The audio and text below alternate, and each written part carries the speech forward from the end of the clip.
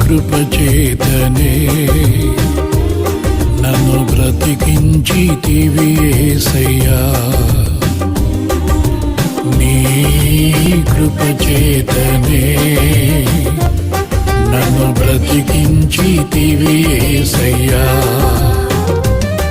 ఇది నీవిచ్చిన జీవితం, నీ పాదాలకే అంకితం.